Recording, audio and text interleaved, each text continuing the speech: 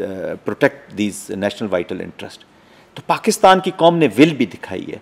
Pakistan defines हुसैनियत हमारे हर पाकिस्तानी के अंदर है।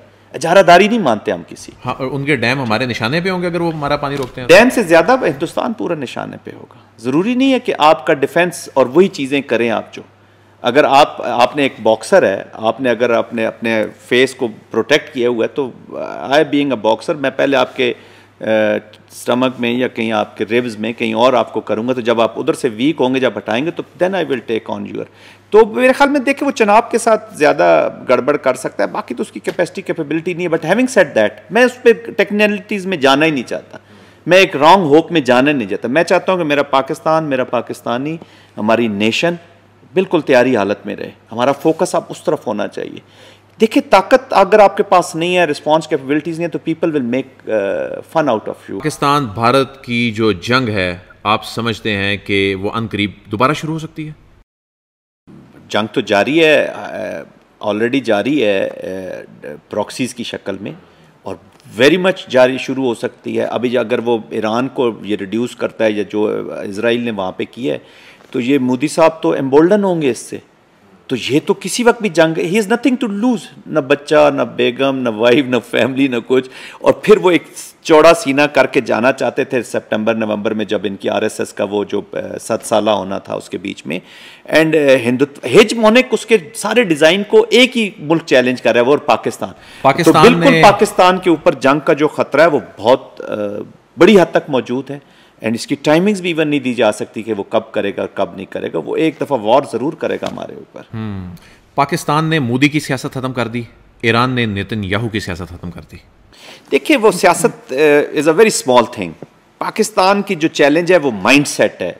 हिंदुत्वा, सेफ्रोनाइज्ड, हेट बेस्ड आइडियोलॉजीज़, ये बदरू मोदी से निकलेगी तो अमत में चली जाएगी, अमत से निकलेगी तो डोवल में चली जाएगी, डोवल से निकलेगी तो शंकर में चली जाएगी। ये बदरू जो हिंदुत्वा की जो एंटी मुस्लिम है, एंटी माइनॉरिटीज़ है, ये कभी भी इंडिया के अंदर माइनॉरिटीज़ को, चाहे वो सिख हों, दलित हों, क्रिश्चियंस हों, और अपने रीजन में किसी कंट्री की सॉवरेनिटी नहीं बर्दाश्त कर सकते। ये हेजमोनिक इनके डिज़ाइंस हैं।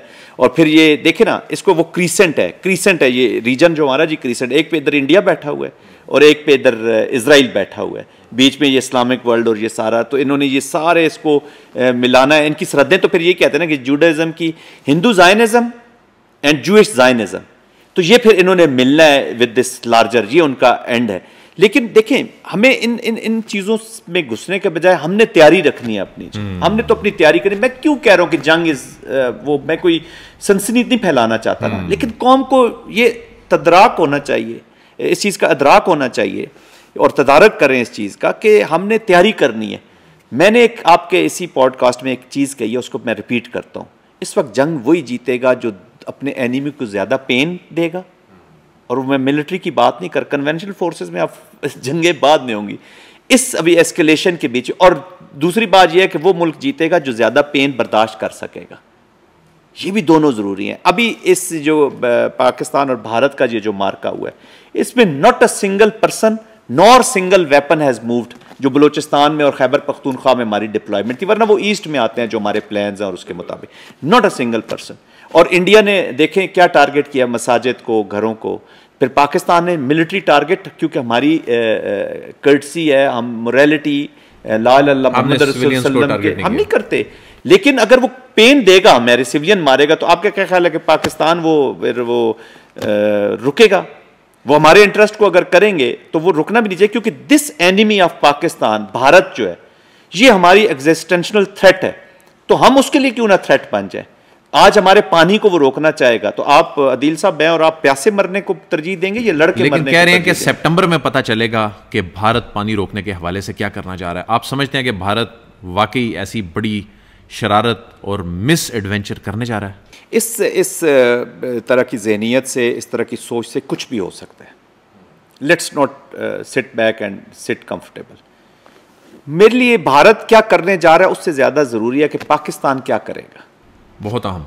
ठीक है, पाकिस्तान सब कुछ करेगा। अच्छा, और सॉवरेनिटी और बाउंड्रीज, हमारी जोग्राफियाई बाउंड्रीज, हमारा कश्मीर और हमारा पानी, Pakistan has declared it as a vital national vital interest. National vital interest की इम्प्लीकेशन ये है कि we will use all available means to protect and pursue or protect these national vital interest. तो पाकिस्तान की कौम ने विल भी दिखाई है। पाकिस्तान डिफाइंस, हुसैनियत हमारे हर पाकिस्तानी के अंदर है। इजारादारी नहीं मानते हम किसी। हाँ, और उनके डैम हमारे निशाने पे होंगे अगर वो हमारा पानी रोकते हैं। डैम से ज़्यादा हिंदुस्तान पूरा निशाने पे होगा। ज़रूरी नहीं है कि आपका डिफेंस और वही चीज़ें करें आप जो, अगर आपने एक बॉक्सर है, आपने अगर अपने फेस को प्रोटेक्ट किया हुआ है तो आई बीइंग अ बॉक्सर मैं पहले आपके स्टमक में या कहीं आपके रिब्स में कहीं और आपको करूंगा, तो जब आप उधर से वीक होंगे, जब हटाएंगे तो then I will take on your. तो मेरे ख्याल में देखें वो चनाब के साथ ज़्यादा गड़बड़ कर सकता है, बाकी तो उसकी कैपेसिटी कैपेबिलिटी नहीं है। बट हैविंग सेड दैट, मैं उस पर टेक्निकलिटीज़ में जाना ही नहीं चाहता, मैं एक रॉन्ग होप में जाना नहीं चाहता। मैं चाहता हूँ कि मेरा पाकिस्तान, मेरा पाकिस्तानी, हमारी नेशन बिल्कुल तैयारी हालत में रहे। हमारा फोकस अब उस तरफ होना चाहिए। देखिए, ताकत अगर आपके पास नहीं है, रिस्पॉन्स कैपेबिलिटीज़ नहीं है, तो people will make fun out of you every time. General साहब, आपने एक बड़ी अहम बात की कि जनरल आसिम मुनीर की इस मुलाकात के बाद खित्ते की सूरत हाल बदलने शुरू हो गई है। तो क्या आप समझते हैं कि जो सदर ट्रंप को जनरल आसिम मुनीर की जानिब से बताया गया है खित्ते के हवाले से, तो आसिम मुनीर साहब का बड़ा अहम किरदार होगा इस सारी सूरत हाल में, इस मामले को डिफ्यूज़ करने में, ईरान इसराइल जंग में? देखिए, इस वक्त जनरल फील्ड मार्शल आसिम जो हैं वो इस वक्त एक स्टेट्समैन का रोल अदा कर रहे हैं। स्टेट्समैन जो वो पाकिस्तान की जो मैंने इंपॉर्टेंस बताई है कि ईरान के साथ रिलेशनशिप, चाइना के साथ, अमेरिका के साथ, उसके बीच में वो एक स्टेट्समैन रिप्रेजेंटिंग पाकिस्तान, इसमें he is representing Pakistani nation. हमारे मुल्क में तो फिर छोटी डिबेट हो जाती है ना, वो क्यों नहीं गया। वो हमारी प्रॉब्लम यह है कि हम शादियों पे एक फुफ्फो को ना बुलाएं तो वो सारी लड़ना शुरू हो जाती है, बट वो फैमिली ग्रो नहीं कर रही। मैं apologies for giving this example, but हमें नाराज़ होने की ज़रूरत है। ये मैंने जैसे पहले आपके पॉडकास्ट में कहा कि he was representing Pakistani resolve, Pakistan की डिफाइंस, वो पाकिस्तान को रिप्रेजेंट कर रहे हैं। फील्ड मार्शल कौम ने उनको एक इनाम दिया है एज आर मिलिट्री लीडर। ये कौम का एजाज़ है। This rank belongs to Pakistanis, every Pakistan. ये आपका रैंक है, मेरा रैंक है, आपकी जो टीम बैठी है इनका, ये सब पाकिस्तानियों का रैंक है। अब he is being considered as a winning. देखिए, जब आप जीतते हैं ना तो बड़े लोग आपको उठाने के लिए और नारे मारने के लिए आ जाते हैं। जब आप हारते हैं तो आपके अपने भी आपके साथ खड़े नहीं होते कि इस हारे हुए के साथ कौन खड़ा हो। तो पूरी दुनिया आपके साथ रैली हो रही है। जनरल साहब, कितना दिलचस्प है कि ट्रंप जो है दुनिया के बड़े बड़े जो लीडर्स हैं उनके गले पड़ रहे हैं और उसकी वीडियो रिकॉर्डिंग्स भी वो नशर की जाती हैं, और पाकिस्तान को वो कह रहे हैं आई लव पाकिस्तान, और वो फील्ड मार्शल आसिम मुनीर के फ़ैन बन गए। ये हो क्या रहा है, समझ नहीं आ रही। यही आपकी परफॉर्मेंस के फ़ैन बन रहे हैं। You have performed against India, और इंडिया का वो जो शरेड है वो आपने वल्नरेबल कर दिया। उन्होंने उसके ऊपर इन्वेस्ट किया कि we have this watch dog Indo Pacific strategy के बीच में। वो हम अदील साहब, मैं एक अक्सर एग्जांपल कोट करता हूँ।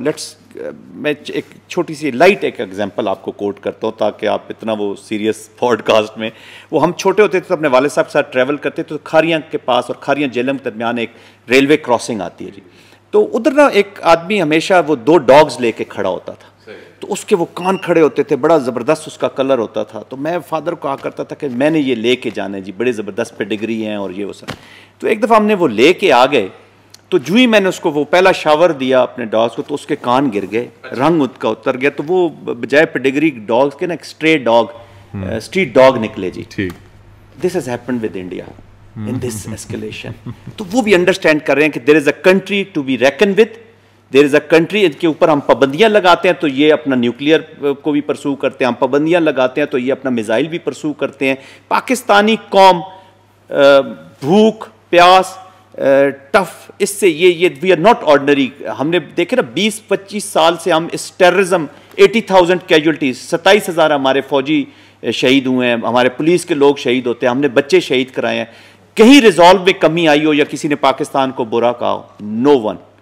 हमारे रिजॉल्व में कोई कमी हो? हमने वॉर लड़ी है, प्रोट्रैक्टेड वॉर लड़ रहे हैं, और इंशाल्लाह इसको और कई दफ़ा भी जीता है। ये तो और अवामिल हैं, ये छोटी मोटी चीज़ें हैं, ये सारी दुनिया में चलती रहती हैं। हमने अपने हाउस को ठीक करना है। तो प्रेसिडेंट ट्रंप इस चीज़ को उन्होंने भांप लिया कि यार ये कंट्री को इग्नोर नहीं किया जा सकता, and they can play a very good bridge between, क्योंकि चाइना के साथ वो भी ट्रेड करना, इज़ अ ट्रेड बिजनेसमैन, वो ट्रेड करना चाहता है, वो पाकिस्तान के साथ वो एक बिल से लेकर thousand of billions of bills के लिए अभी वो सऊदीया से $600 अरब की वो इन्वेस्टमेंट लेके गए हैं। तो वो पाकिस्तान और पाकिस्तान के भी इसमें फ़ायदा है। पाकिस्तान की इकॉनमी ठीक होगी, हमारी protection lies in our strong economy, हमारा स्ट्रॉन्ग सोशल सिस्टम, हमारे कल्चर के बीच में। आपके पास जितने मर्जी है वेपन्स हो, जितना मर्जी है न्यूक्लियर, अगर आप इकोनॉमिकली, सोशली और मॉरली प्रोटेक्टेड नहीं है, अगर आप कल्चरली प्रोटेक्टेड नहीं है, हमारा जो कल्चर है, हमारी जो सोसाइटी, हमारी जो अपनी, वो आपको मिल के नेशन बनाती है। और अमेरिकन के साथ तो मैंने काम किया है जी, वो आपके नेशन को देखते हैं कि आपका करैक्टर कैसे है। ऑलरेडी हमने, मैं ज़ाती तौर पे समझता हूँ कि प्रेसिडेंट परवेज़ मुशर्रफ के जब टाइम था और ये जो हम एज अ कोलिशन पार्टनर काम कर रहे थे, तो हमने अपने कार्ड्स को इतने अच्छे नहीं खेले। नॉट दिस कि हम जंग में गए, हम और फवायद ज़रूर उठा सकते थे। जंग हमारी अपनी थी। रशियंस का क्या पता था कि किस तरह बिहेव करते, वो किस तरफ जाते। रशियंस को भी उस वक्त प्रेडिक्ट करना बड़ा मुश्किल हो रहा था। तो वो ये जब आप बफर में होते हैं, you are part of a buffer country जो दोनों कैंप्स को दूर रखती है, तो उसकी रिपरकशंस है। Pakistan has performed well. तो ट्रंप और जितना भी विंडो है थोड़े अरसे के लिए, मुझे लगती है कि शायद थोड़ा अरसा अवेलेबल हो, बट जब तक अवेलेबल है we must take advantage of this. और ये इमोशंस नहीं होते रिलेशनशिप में, बल्कि आई मीन के जज्बात से आप काम नहीं, तो आप अपना इंटरेस्ट गार्ड करते हैं। अमेरिकन को आपने ये बताना है, उनके साथ रह के मैंने ये सीखा है, आप उनके साथ सामने रोएं मत, मर गए, लुट गए, ये हमारे साथ जुल्म हो गया, हमें बचाएं, ये करें। आप उन्हें बताएं कि जी आप अगर ईरान में और हमारे साथ कोऑपरेट करेंगे, ईरान में बैलेंस क्रिएट करेंगे, तो आपको ये फ़ायदा है, आपकी इकॉनमी को ये फ़ायदा, आपको ये फ़ायदा है। तो तब वो आपके साथ, ये किसी भी मुल्क के साथ चल जाए, आपने उस जंग की वर्ष से वर्ष हालत में बताना होता है कि आपको इसमें क्या फ़ायदा है अगर आप ये वाला स्टांस लेंगे। And president Trump is a quick learner. वो सुबह एक ट्वीट करते हैं जहाज़ में बैठने से पहले, जब कनाडा छोड़ रहे थे G7 के बाद, और अपनी सिक्योरिटी मीटिंग से पहले जो कैबिनेट की थी, दोनों दफ़ा कहते कि जी आई विल टेक डिसीजन, और ऐसे लग रहा था कि 1-2 दिनों में वो डिसीजन लेने वाले हैं। फिर ये मुलाकात होती है, उसके बाद तो और ट्रंप के साथ किसी का इंटरेक्शन नहीं हुआ ना। बाकी ये यूरोपियन वो स्क्रैम्बलिंग, ट्रंप जो ज़हन में रख के बैठे थे अगले चंद घंटों में एग्जीक्यूट करने जा रहे थे। General Asim Munir, field marshal Asim Munir की ट्रंप से मुलाकात के बाद सिनेरियो खित्ते का तब्दील हो गया। It impacted a lot. That's why he is saying he has more understanding more than what we have. उसने हालात को तब्दील किया। अब मुज़ाकराती मेज़ पे क्या होगा? अब हम इंटरव्यू के बिल्कुल अख्ताम की जानिब बढ़ रहे हैं। सर, मुज़ाकराती टेबल पे हमने बैठना था। ट्रंप ने उनको भी तिजारत की पेशकश की, हमें भी पेशकश की, जैसे तैसे करके उन्होंने सीज़ फायर कराया। सीज़ फायर तो हो गया, उसके बाद अभी तक एक भी नशिस्त नहीं हो सकी, सब हॉटलाइंस पे बात हो रही हैं। ये मामलात तो फिर अभी ख़तरा बाकी है।